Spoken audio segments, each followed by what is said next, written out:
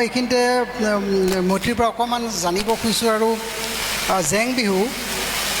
ৰহেদৈ ভাদৈ আগুনি পাই এই যে যিটো গীত লোকগীতৰ এইটো মৈত্ৰী পাটৰে কৰিছিলে তাতে টকা গগনা আমাৰ যিবোৰ সাধাৰণতে বিহুত ব্যৱহাৰ হয় তাৰ উপৰিও তেওঁ একেবাৰে ঘৰতে থকা মানে সা সামগ্ৰী বাচন বৰ্তনৰো শব্দ কিছুমান ব্যৱহাৰ কৰিছিল এইটো খুব পপুলাৰ জনপ্ৰিয় হৈছিল মানুহৰ মাজত এই গীতৰো যদি এটা কলি তেওঁ গুণগুণাই দিয়ে আৰু গীতটো কেনেকৈ ইনস্পায়াৰ হ'ল তেওঁ লিখিবলৈ আৰু গাবলৈ অকণমান ক'লে মই ভাল পাম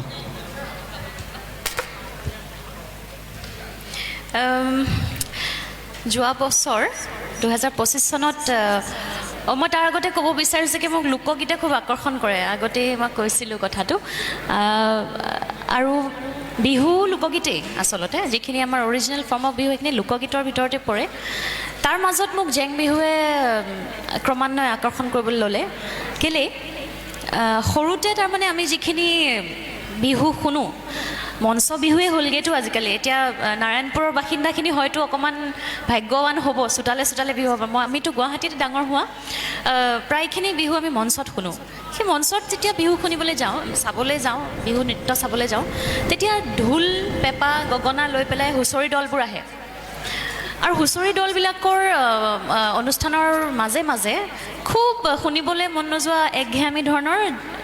জেং বিহু কেইটামান তেওঁলোকে ফিলাৰ হিচাপে উঠাই দিয়ে তেতিয়া সৰু সৰু ছোৱালী হিচাপে খুব বেয়া পাইছে জেং বিহুনো কেলৈ গায়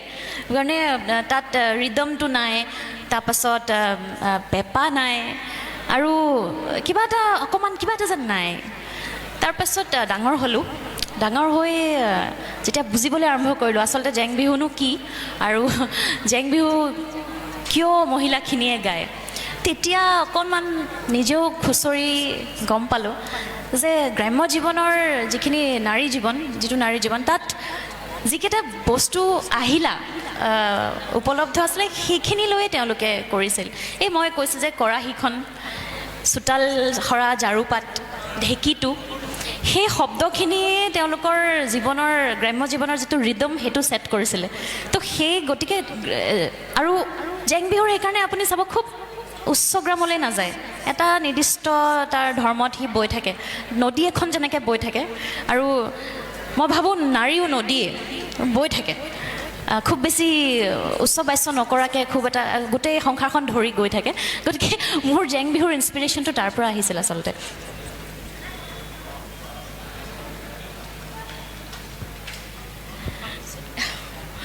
সেই ইনস্পিৰেশ্যনটো লৈ পেলাই মই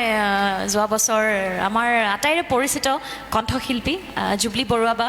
আৰু বৰ্ণালী কলিতা বিহুত তেওঁলোকৰ সমান তেনেকুৱা নাই ভিতালীবাৰ পাছত অফক'ৰ্ছ ভিতালীবাটো গুচি গ'ল আমাৰ মাজৰ পৰা তেওঁলোকৰ কাষ চাপিছিলোঁ ভিডিঅ' আছে ৰহেদৈ ভাদৈ আগুনি বাই বুলি এটা জেং বিহু 9 মিনিটমান দীঘল আমি সেইটো কৰিছিলোঁ আৰু তাত কোনো ধৰণৰ চিন্থেটিক বাদ্যযন্ত্ৰ ব্যৱহাৰ কৰা নাছিলোঁ এই যিখিনি আমাৰ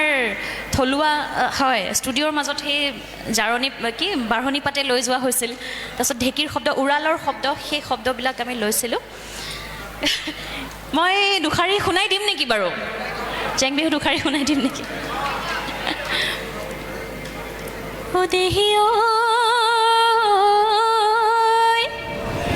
ইফালে ঢোলৰ মা ও সেফালে পেপাৰ মা ও বনজুই জ্বলিছে ঐ গাত হুজুৰিবোৰৰ তলতে বিহুখন পাতো গৈ ঐ তেহে দেহা পৰিব তাৰপিছত গীতটি যিয়ে লিখি দিছিলে আমাৰ বৰ বিহুৱা নিৰঞ্জন গোস্বামী বিশ্বনাথ চাৰিআলিৰে হয় তেওঁ কিছুমান এতিয়া নাহৰৰ মালিতা বুলি ক'লে আমি পাহৰিয়ে গৈছোঁ গতিকে এই গীতটিত তেওঁ নাহৰৰ মালিতা অকণমান সুমুৱাই দিছিল অ' আইনো আয়ে বুলি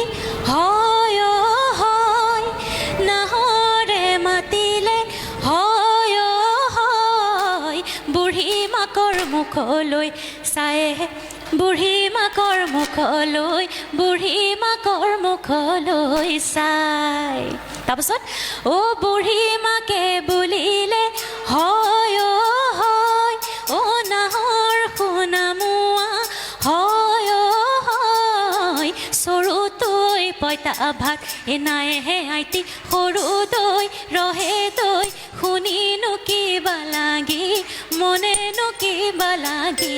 যায়। এইটো হৈছে নাহৰৰ মালিতা। তাৰপাছত অকণমান মই কৈ দিছোঁ। এই সৰু সৰু মাছ ধৰিবৰ মনে আপোনাৰ বজাবলৈ মন গৈছে অকণমান হয়নে? হ'ব বাৰু অকণমান কৰি দিলেই হ'ল। মই অলপমান গাই দিছোঁ। এইটো নালাগে, সেইটো নালাগে, পেটখন নালাগে। তেওঁলোকে চাপৰি বজাই আছে নহয়, তেওঁলোকো আমাৰ ইনষ্ট্ৰুমেণ্টৰ পাৰ্ট আচলতে, চাপৰিকেইটাই হ'ব দেই। এই সৰু সৰু মাছ ধৰিবৰ মনে আইতি সৰু সৰু মাছ ধৰিবৰ মনে আইতি সৰু সৰু মাছ ধৰিবৰ মনে আইতি কাৱৈ এই বৰ মাছ ধৰিবৰ মনে আইতি বৰ মাছ ধৰিবৰ মনে আইতি বৰ মাছ ধৰিবৰ মনে আইতি পাৱৈ অ' বিহু নাচি নাচি হমে ঐ বাউলি আউলি বাউলি হ'ব চলিতাৰী লগতে আনিবি কাকৈ। মই ঢোল বজাব নিদিয়াৰ কাৰণটো হৈছে এইটো জেং বিহু, সেইটো কাৰণে চাপৰিটো দিবলৈ কৈছোঁ হা। অ' বিহু নাচি নাচি হমে ঐ বাউলি আউলি বাউলি হ'ব চলিতাৰী লগতে আনিবি কাকৈ। কাকা কাকা কাকহি ফণি কুটুহা বাঁহৰ জেঙনি কাঠি চেনাইহঁতে দিব আনি তাকে নলৈ ফণি ইয়াম আউলি ঐ বাউলি চুলি। তাৰপিছত গছৰ ডালে ডালে লৈ লাং থৈ লাং লিলাং লাং কুলি কেতেকীৰ মাত লৈ লাং থৈ লাং লিলাং লাং টোপনি নধৰে ৰাতিহে লিলাং লাং সাতো দিনে বিহু গাওঁ অ' বিহু আমাৰ প্ৰাণৰো বিহু আমাৰ প্ৰাণৰো প্ৰাণ। তাৰপিছত গগনাৰ কথা কয়। মই যে ক'লোঁ জেং বিহুত আমাৰ থলুৱা যিখিনি বস্তু, ইয়াত বকুল বৰা ধানৰ চিৰাৰ কথাও কৈছে। আজিকালি কেইটা ল'ৰা ছোৱালীয়ে জানে, আমাৰ ফালৰ কথা কৈছোঁ দেই, নাৰায়ণপুৰৰ কথা নাই কোৱা। গতিকে তাৰ কথা কৈছে। তাৰপিছত গগনাটো কেনেকৈ বজায় সেইটোও কৈ দিছে, সেইটো কৈছে। ইলাহি শিলশিলিয়া অ' দেহি ঐ অ' দেহি ঐ গগনাৰে জিভা দেহি ঐ অ' দেহি ঐ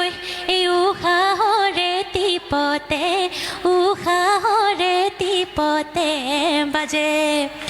ঐ মৰমৰ আঙুলি অ' দেহি ঐ দেহি ঐ আলাহতে বোলালে দেহি ঐ দেহি ঐ কি কেও কৈ বাজে। গতিকে এনেদৰে গৈ থাকে। তাৰপাছত যেতিয়া গোটেই জেং বিহু মাৰি হয়, এতিয়া ঘৰৰ বোৱাৰী ছোৱালীয়ে বিহু নাচিবলৈ আগৰ দিনৰ মানুহে ইমান এটা ভাল নাপাইছিলে, গতিকে দায় দোষ নধৰিবলৈ কয়। সেইটো কওঁতে কেনেকৈ গায়? গাঁৱৰে জীয়ৰী কৰিছোঁ ধেমালি গাঁৱৰে জীয়ৰী কৰিছোঁ ধেমালি বহাগৰে বিহুতি পাই সৰগৰ দেৱতা দায়ে নধৰিবা সৰগৰ দেৱতা দায়ে নধৰিবা নামেৰে মাগিছোঁ বিদায়। ধন্যবাদ।